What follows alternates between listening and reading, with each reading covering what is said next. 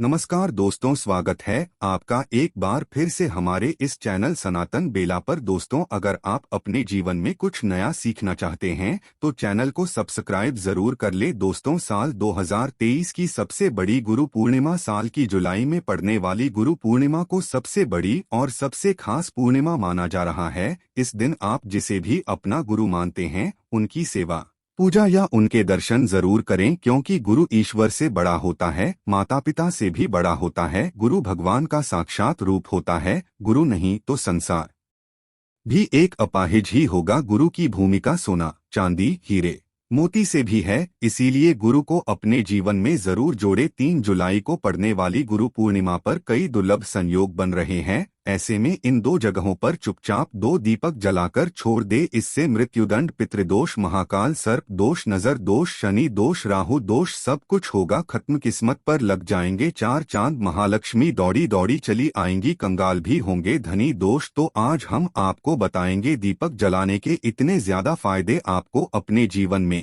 मिलते हैं और किस तरह आपको दीपक जलाना चाहिए, कौन सी दिशा में, जिससे आप बहुत ज्यादा तरक्की हासिल कर सकें और अपने जीवन में सभी बाधाओं को खत्म कर सकें। सबसे पहली बात तो आपको ध्यान में रखनी चाहिए कि अपने घर के मंदिर में रोजाना ही आपको दीपक जलाना चाहिए। तभी भी ऐसा नहीं होना चाहिए कि आपने दीपक ना जलाया हो, क्योंकि घर के मंदिर में रोजाना दीपक जलाना बहुत ही जरूरी होता है। इसी से आपके घर से सभी नेगेटिव एनर्जी बाहर निकलती है। अगर आप कोई भी दीपक नहीं जलाते हैं घर के मंदिर में या फिर अपने घर में शाम के समय, तो इससे आपके घर का वातावरण बहुत ज्यादा नेगेटिव तो होता ही है। आपके घर की परेशानी भी बहुत ही ज्यादा बढ़ने लगती है। घर का जो मुखिया होता है उसे बहुत ज्यादा ही मेहनत करनी पड़ती है। इसकी वजह से परेशानी, डिप्रेशन और टेंशन में घर का मुखिया पहुंच जाता है। शाम का समय हिंदू धर्म में ज्यादा महत्वपूर्ण माना जाता है और जो लोग शाम के समय कभी भी घी का दीपक या फिर तेल का दीपक अपने घर में नहीं जलाते हैं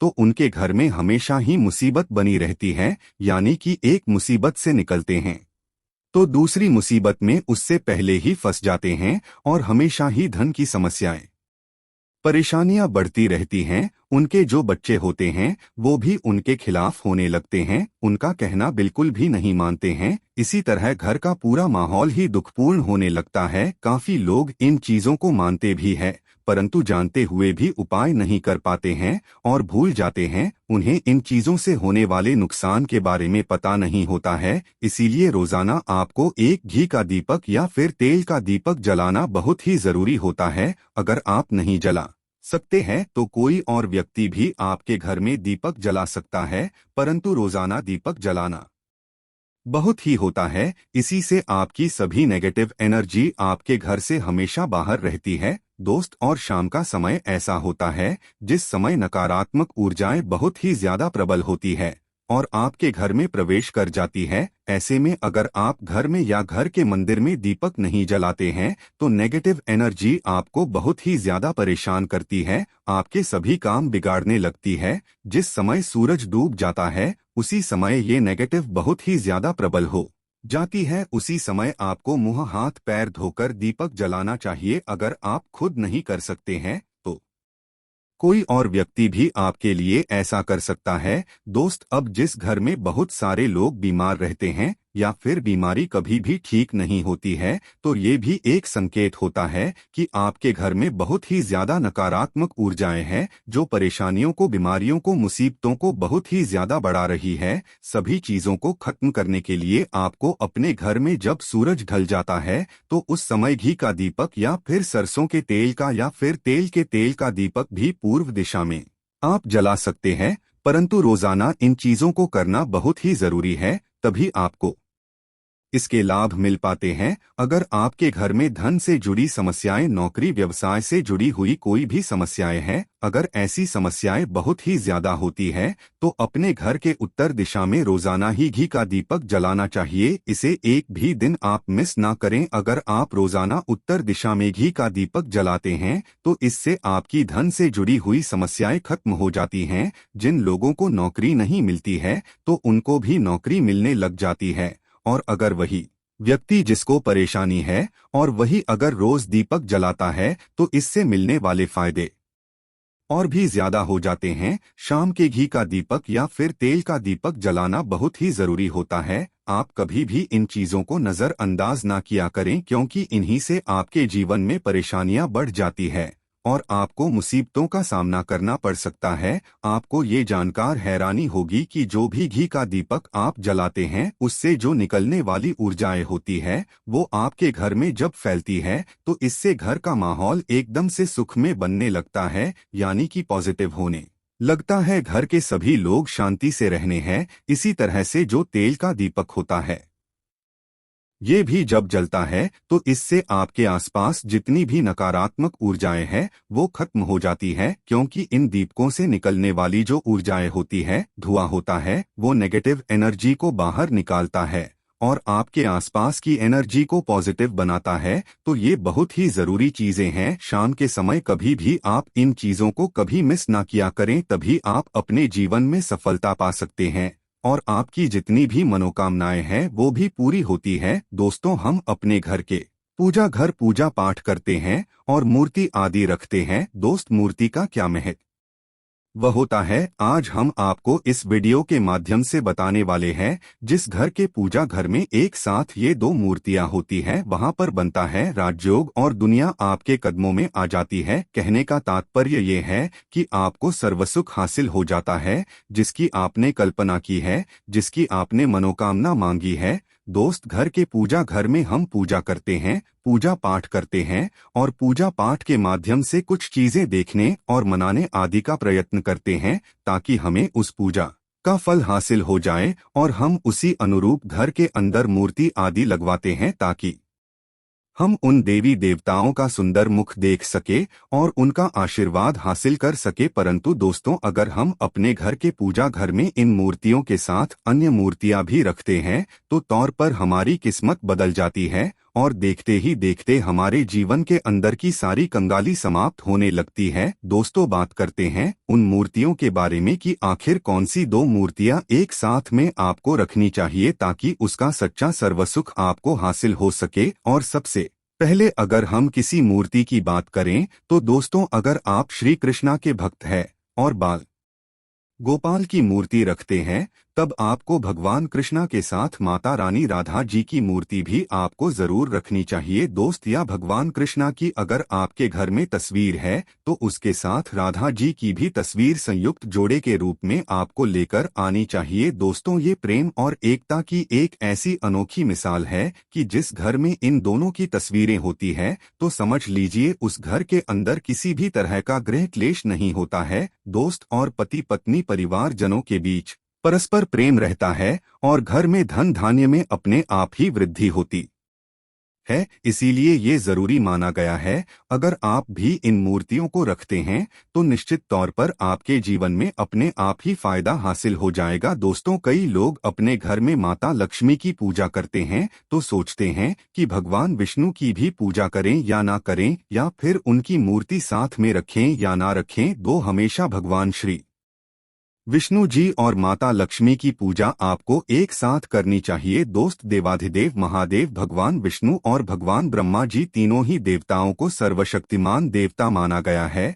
और त्रिदेवों में भगवान विष्णु जी को पूजा जाता है। तो अगर आप अपने घर के पूजा घर में लक्ष्मी नारायण जी की संयुक्त रूप में पूजा करते हैं तो निश्चित तौर पर आपके घर में दिन दुगनी रात चौगुनी वृद्धि देखने मिलती है। दोस्त, तो इसीलिए आप भगवान विष्णु जी के साथ माता लक्ष्मी जी की पूजा करें। अगर माता लक्ष्मी की अकेली तस्वीर है तो आपको उनके बाएं तरफ भगवान श्री गणेश और भगवान श्री कुबेर जी की मूर्ति या तस्वीर अपने घर के मंदिर में जरूर लगानी चाहिए। अगर आप माता लक्ष्मी जी के बाएं तरफ भगवान श्री गणेश जी की मूर्ति लगाते हैं या तस्वीर लगाते हैं तो आपको निश्चित तौर पर लाभ हासिल होता है और देखते ही देखते जीवन के अंदर की कंगाली समाप्त होने लगती है और धन प्राप्ति के लिए आपको लक्ष्मी गणेश जी की संयुक्त रूप से पूजा करनी चाहिए। माना जाता है माता लक्ष्मी धन देती है तो भगवान श्री गणेश रिद्धि सिद्धि का भंडार और वृद्धि का विकास करते हैं। इसी वजह से इनकी पूजा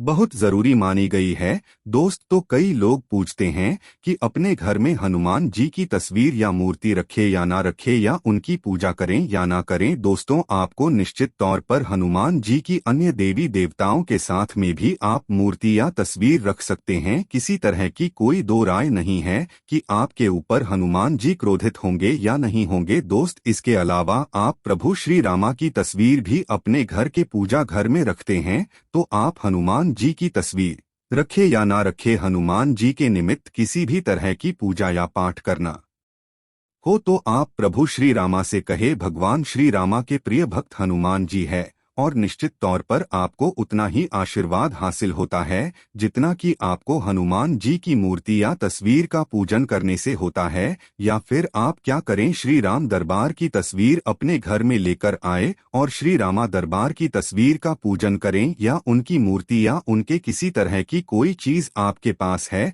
तो आप उनका पूजन करें। इसमें सारे देवी देवताओं को आपको हासिल हो जाता है। हनुमान जी से लेकर माता सीता, भगवान श्री राम और अन्य देवी देवताओं का भी आशीर्वाद आपको हासिल हो जाता है। तो निश्चित तौर पर अपने घर के पूजा घर में एक साथ आप ये तस्वीर रख सकते हैं। आपके जीवन में राजयोग की प्राप्ति हो जाती है। दोस्त, इसी तरह अगर आप अपने घर के पूजा घर में या किसी अन्य स्थान पर अगर कोई तस्वीर रखना चाहते हैं और उसे लगाकर अपने घर में लाभ हासिल करना चाहते हैं, तो अपने घर में या पूजा घर में आपको निश्चित तौर पर त्रिदेवों की तस्वीरें या मूर्ति एक ही स्थान पर लाकर जरूर रखनी चाहिए। ब्रह्मा, विष्णु और महेश, इन तीनों की संयुक्त रूप से इनकी एक साथ तस्वीर अपने घर के मंदिर में या अपने घर में कहीं भी लाकर रख देनी चाहिए। माना जाता है कि इन तीनों देवताओं के एक साथ दर्शन करने मात्र से हमारे बड़े से बड़े विघ्न और बड़े से बड़े कष्ट ऐसे ही समाप्त हो जाते हैं।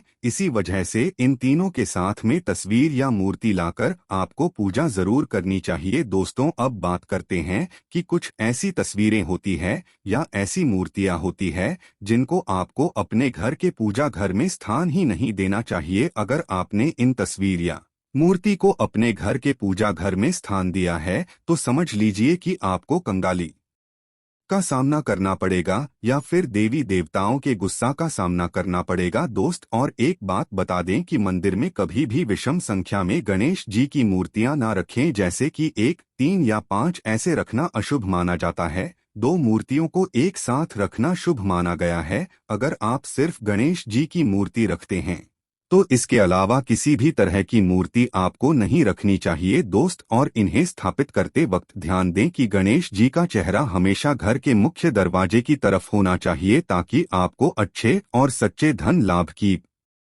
प्राप्ति हो। और इस बात का ध्यान कि घर में अंगूठे से बड़े आकार का शिवलिंग आपको भूलकर भी नहीं रखना चाहिए। हमेशा एक छोटा सा शिवलिंग रखें और इससे ज्यादा शिवलिंग आपको नहीं रखना चाहिए। दोस्त, वैसे तो आपको अपने घर में शिवलिंग रखना ही नहीं चाहिए, उसके बाद भी अगर आप रखते हैं तो अंगूठे के आकार से बड़ा शिवलिंग आपको नहीं रखना चाहिए। आप छोटा शिवलिंग रख दें और ध्यान रखें कि एक से ज्यादा शिवलिंग आपको भूलकर भी नहीं रखने हैं।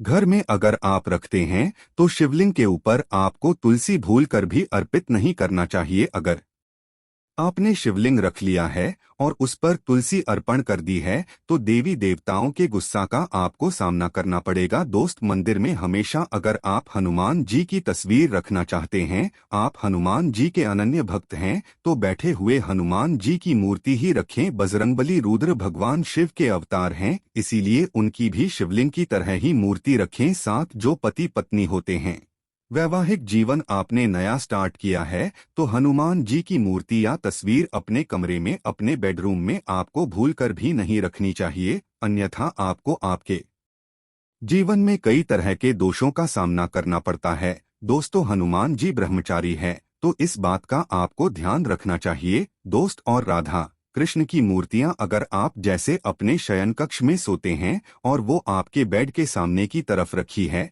कि जैसे कि आप सुबह उठे और आपको उठते ही पहले उनके दर्शन हो जाए, तो समझ लीजिए कि आपका जीवन मालामाल होने वाला है। किसी भी तरह का कोई दुख धन की चिंता आपके जीवन में नहीं रहेगी। दोस्त, इसी तरह अगर माता दुर्गा की तस्वीर आप अपने घर में लेकर आना चाहते हैं और चाहते हैं कि माता दुर्गा की तस्वीर के माध्यम से आप अपने जीवन में समृद्धि देखें तो दोस्तों भूलकर भी आपको माता दुर्गा की क्रोधित अवस्था की तस्वीर जैसे की तस्वीर या फिर महिषासुर का वध करते हुए या क्रोधित अवस्था में माता लक्ष्मी की माता दुर्गा की तस्वीर लाकर आपको उनकी पूजा नहीं करनी चाहिए। दोस्तों हमेशा शांत और सुंदर मुख वाली तस्वीर ही अपने घर के अंदर लाकर पूजा करनी चाहिए, बहुत ही शुभ और मंगलकारी माना जाता है। दोस्त इस बात का ध्यान रखें कि अगर आप अपने घर में मूर्तियां रखते हैं तो आपको इनको भूलकर भी टूटे हुए चावल नहीं चढ़ आने चाहिए। बेहतर आप हल्दी में चावल को पीला करके ही वो चावल चढ़ाए, परंतु टूटे हुए चावल आपको भूलकर भी माता लक्ष्मी को या अपने घर में देवी देवता को नहीं चढ़ाने चाहिए। दोस्त इसी तरह इस बात का भी ध्यान रखें कि अपने घर के मृत परिजनों या पूर्वजों को मंदिर में स्थापित न करें, ऐसा करना अशुभ माना जाता है। और अगर आप ऐसा लगातार कर रहे हैं तो निश्चित तौर पर आपके परिवार के ऊपर दोष लग सकता है और पितरों का भी दोष लग सकता है कि पूजा एक अलग स्थान पर की जाती है, घर के मंदिर में उनको स्थापित नहीं किया जाता है। दोस्त तो इसी तरह भगवान भैरव की तस्वीर या भगवान शनि देव की राहु केतु के इस तरह की तस्वीरें अपने घर में ही नहीं लेनी चाहिए। प्रतीकात्मक रूप से आप घर के पानी रखने के स्थान पर उनकी पूजा कर सकते हैं, क्योंकि इनकी साधना तंत्र मंत्र और विशेष महत्व द्वारा की जाती है। घर के अंदर आप ऐसे ही इनकी पूजा पाठ आप नहीं कर सकते। इनकी पूजा पाठ में अगर किसी तरह की कमी रह जाती है तो उनको बहुत ज्यादा गुस्सा आ जाता है, इनके गुस्सा का आपको सामना करना पड़ता है। इसी वजह से आपको इस तरह की तस्वीरें या मूर्तियां अपने घर के अंदर नहीं रखना चाहिए। और जो पहले हमने आपको बताया उस तरह की तस्वीरें तो निश्चित तौर पर आप रखकर अपने जीवन में फायदा हासिल कर सकते हैं। दोस्तों अगर आप भगवान शिव से प्यार करते हैं तो कमेंट बॉक्स में लिखें हर हर महादेव, ओम नमः शिवाय, जय शंकर। एक लायक तो बनता है।